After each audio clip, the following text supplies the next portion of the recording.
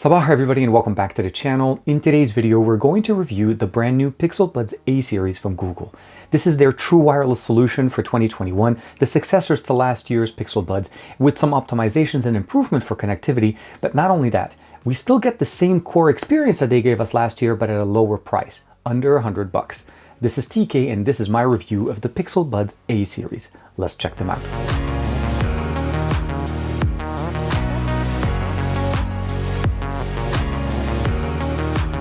Like and subscribe and make sure you hit that bell icon so that you're always notified to whenever we have new videos on the channel. So this is the actual packaging for the Pixel Buds A series. Again, this is the second generation. This is a successor technically to the Pixel Buds from last year. The biggest difference that you'll notice overall aesthetically wise is that the ring, or at least the inside part of it, is definitely a little bit darker. The construction is ever so slightly smaller than what we had last year.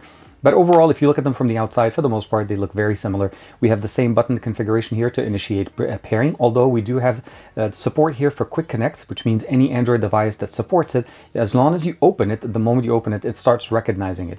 And if you're logged into the same account, let's say the same Gmail account, it saves it as part of your profile and brings over all your preferences from one device to the other, making these very easy, very simple, the easiest way to transfer one device to another, even if you don't have, let's say, a Samsung or something like that. It's going to work just fine. Now, one of the other things that they did change here is, of course, the magnetic presence on the back. This is definitely a lot stronger than what we had last year, and I seriously would probably say it's strong enough that it actually will carry the original Pixel Buds. Let's see if we can get this to do it right on camera, and here we are.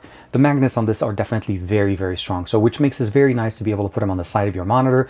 If you want to put them on a TV or anything that has somewhat of a metal plate. For me, I even put them on the refrigerator right in the kitchen, making them easier to basically keep so you don't lose. But overall, the magnets on the back are pretty strong. Again, USB-C charging, no wireless charging. That's the first thing that they changed from last year's edition. So the Pixel Buds, although a little bit more, have wireless charging. This one does not. It's just wire charging on the bottom.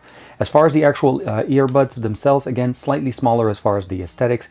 But what you're getting here essentially is still same things, charging with the pin connectors on the inside, right and left ear. Definitely very strong magnets. They are not going to fall. And of course, when you close it, it fits very nicely in most of our pockets. Also in that small little pocket that you have on your jeans. This fits perfectly in there. We have an LED on the top, as well as another one. Actually, we used to have another one on the top here for the Pixel Buds. The Pixel Buds A series only has one on the outside. So this means it's charging the buds, and of course, if you're charging it, it changes color. Now in the box, you get the USB Type-C to USB Type-A connector to be able to charge your buds. They also provide you with additional ear tips to be able to get the right fit. For me, I ended up going with the larger ear tips, as the smaller ones wasn't really providing me that good seal in the ear. Some instruction manuals in case you need to find out any information. Other than that, if you're using a Pixel smartphone, no application is needed to be downloaded. The application is already built into the operating system. If you're using it on a non-Pixel smartphone, you just need to download the Google Pixel Buds application directly from the Google Play Store. Now, as far as controlling this, you just need to, again, download the application on non-Pixel devices. So for a Pixel device, all I'm doing here essentially, let's go back one more time. So the application is called Google Pixel Buds, same application that we used last year for last year's Buds, pretty simple. Now, on Pixel devices, you just say open because it's part of the settings. Now, on the Samsung device or any other device, you could just basically download it and then it launches the exact same format. Once we connect, we just need to open up the buds themselves, give it a second to connect to the device. All of the options turn on. We see the battery level for both earbuds as well as the case, and any device that's paired to the same Google account will get the same notification. Now, I personally already have it connected there, but you can see here in the notification the same information that we see here. I can forget them, disconnect them. We already have the Google Assistant activated in here, so you just need to activate it and turn on the feature, play start sound. Turn off Google Assistant if you don't want it. You can do that yourself. And the best part about this, let's say I'm transferring over to my tablet. If I have this device paired to my tablet, I just have to hit connect there. It disconnects it from here. So although these devices don't support dual pairing at the same time, I can't connect to two devices simultaneously. But if you've paired devices over time, you can simultaneously jump from one to the other by just going into the Bluetooth settings and connecting, and it transfers the earbuds from one to the other. Find my device, pretty simple. You can find the earbud tips by themselves, each one on its own. Touch control to be able to configure the options here. You have the single tap, double tap, triple tap for basically pause, play, skip track, go back a track, answering calls and hanging up. If you press and hold on the actual ear tip and you wait for the little tune to come up, it starts reading your notifications for anything incoming, and you can also, of course, interact with those. You can initiate the Google Assistant, as I mentioned to you guys before, by just calling out the name as if you're calling it to your phone, and it gives you the same functionality as if you're actually connecting it to your smartphone. Very nice.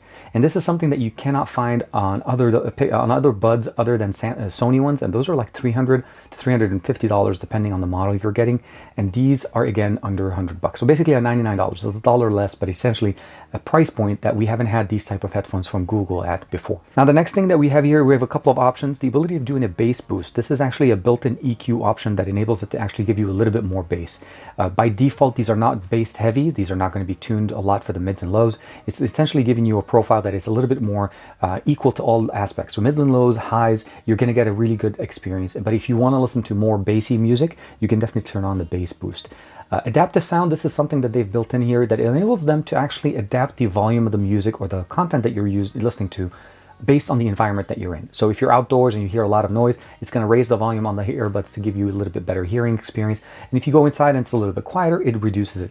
I personally have tried this and I found that it works, but it doesn't work exactly to the way I want it, or it doesn't change as fast. So I ended up turning it off myself, and I control the volume from the phone. The last thing that we have here is obviously in-ear detection, which is definitely very nice.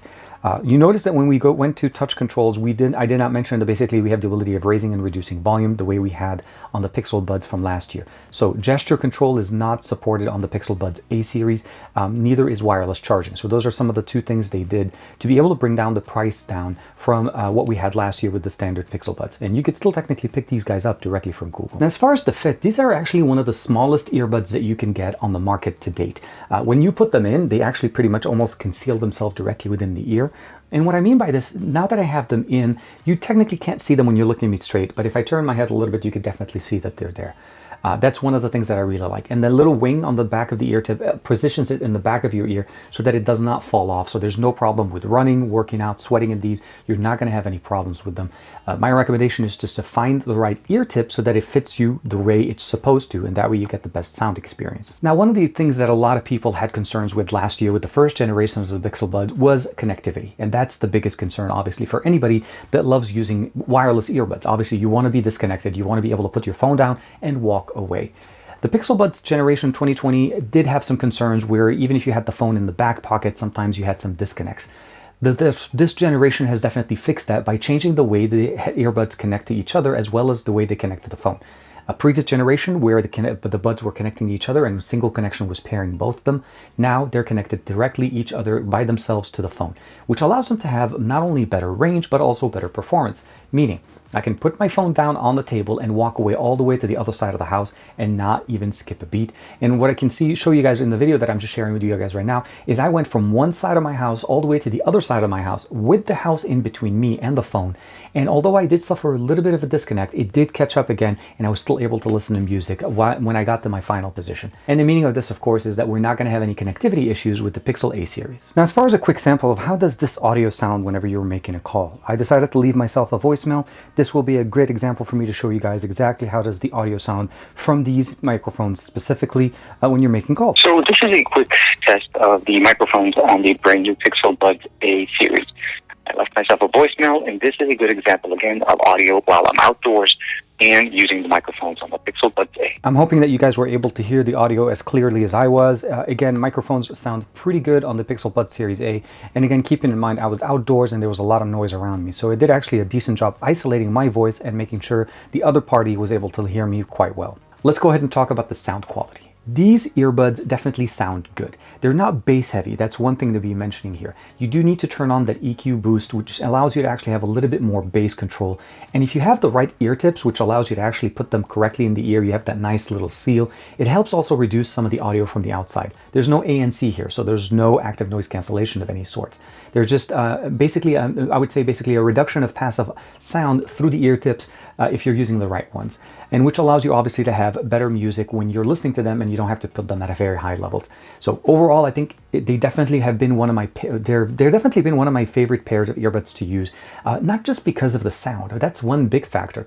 The EQ functionality that we have here definitely helps with the boost, although I would wish if we had some more options to be able to customize, maybe like a manual EQ customization, or maybe a couple of presets that allows me to change from one to the other, because we pretty much just have two profiles, standard and EQ boost, and I would have preferred to have something a little bit more. Adaptive sound, for me, didn't end up giving me the same experience I was expecting, so I ended up turning it off and controlling the volume level for myself. But as far as the overall best thing that you probably cannot get at this price point from any other pair of earbuds, that's the ability of accessing the Google Assistant.